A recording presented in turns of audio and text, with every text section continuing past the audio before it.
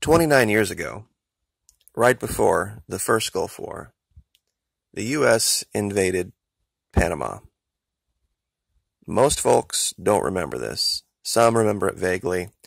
Some remember it as the Rock and Roll War, referring to the Guns N' Roses and the speakers that were used to blast Noriega out of the solace that he had found in the Catholic Church. But what a lot of people don't know is the lead up to it. They don't remember those years. It was a very vague, very foggy time. The transit between the end of the Reagan administration and into the Bush administration. But a lot of people died. And it was a big deal. With everything happening in the Middle East, of course, it all got brushed under the rug. Things like Acid Gambit, things like Nimrod Dancer, are basically just things that people talk about in trivia. No one really understood what happened in Panama. And if they did, they would be more disturbed than you'd think. I think a lot of people relegated in their minds to Falkland Island invasion or Grenada, not realizing the massive amount of military force that was put into Panama to overthrow that tiny country, the leadership, I should say, of that tiny country.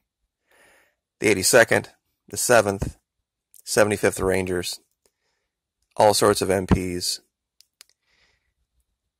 Marines. It was no joke, and the reports of casualties have fluctuated up and down, and I don't think anybody is ever going to truly know how many died as a result, but it was in the thousands, regardless of what the U.S. may or may not say. But it goes to the U.S. interventionist policy down there and trying to pick winners and losers, just like we have in Colombia and Venezuela. This is a nightmare playing itself out all over again 30 years later. And you can read about this all over the place if you would just look at it, and the things that you would uncover probably would shock you. The $200,000 a year that we were paying Manuel Noriega to administrate the canal, and then going down there and destroying the country when we realized, oh, oops, we can't govern by proxy. And there's maps, and you can see all of the things that were involved. And this is when we had military forces already there. Now, we don't have that. We don't have anywhere near the forces in this region that we used to. And going in and pushing out forces that will eventually take control of this canal in this conflict between Venezuela and Colombia is going to be a nightmare. I mean, we'll be able to do it militarily, but the cost is going to be staggering to the economy. I'll link to this. This is aircommando.org. There are some very well-written, well-thought-out articles in here that talk about the issues in Panama and what was necessary to do what we did so many years ago. But most people, like I said, have forgotten because of what happened in the Middle East. But Venezuela is not the basket case country that it's being reported they are. They have S-300s. They have anti-ship missiles. And most recently, they have been preparing coastal defenses because they know what's coming. It's not a matter of if now, it's just a matter of when. Because the initial operation failed to overthrow Maduro. And now they're going to have to somehow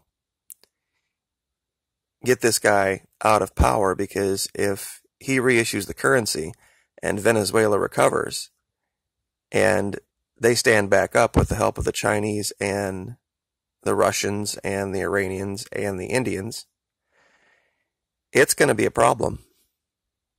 It's going to be a big, big problem. Colombia is arming up, and they are training, and they are ready to do what Duque tells them to do.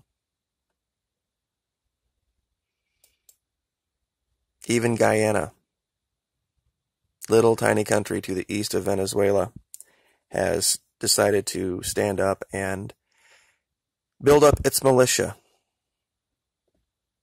and get ready for what's coming now.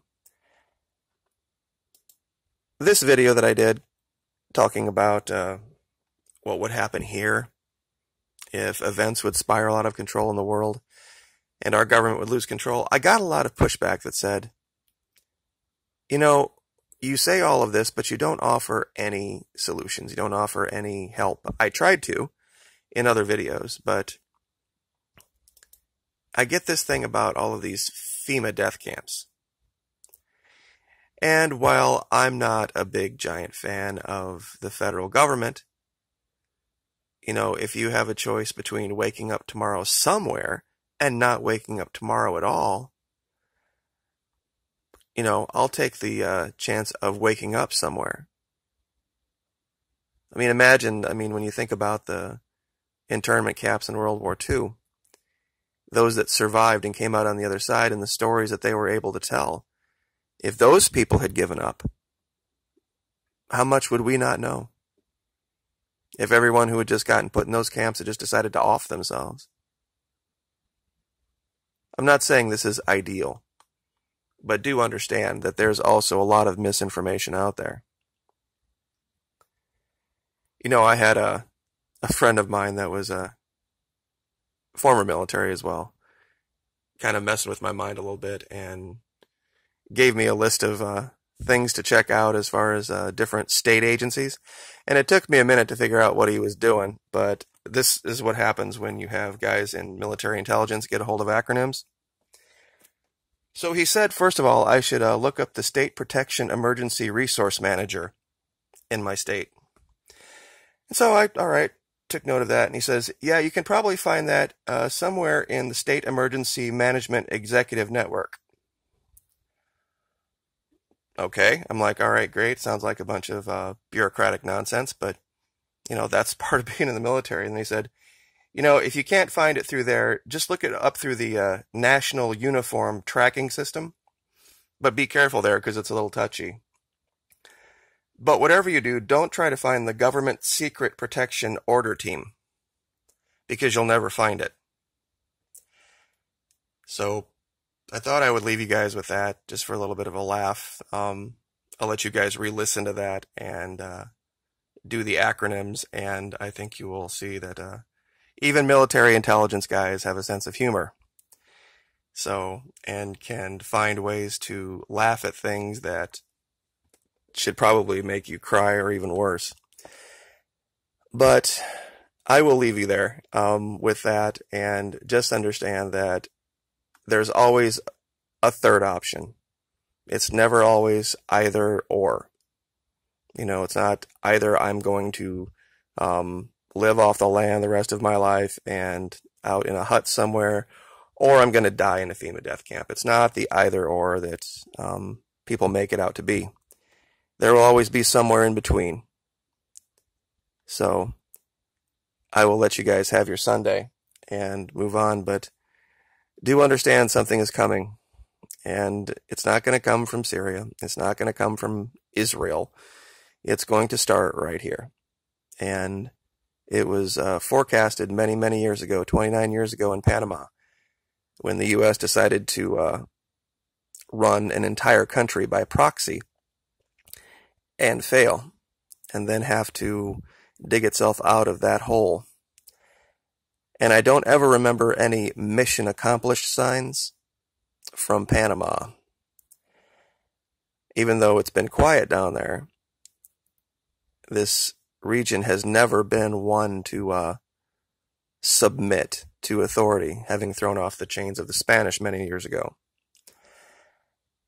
So anyway, have a wonderful week. Of course, this is Roundtable Sunday over at the Patreon channel, and we will be getting that video up soon. Thank you so much. I really appreciate the support. Like, share, subscribe. We'll see you next time.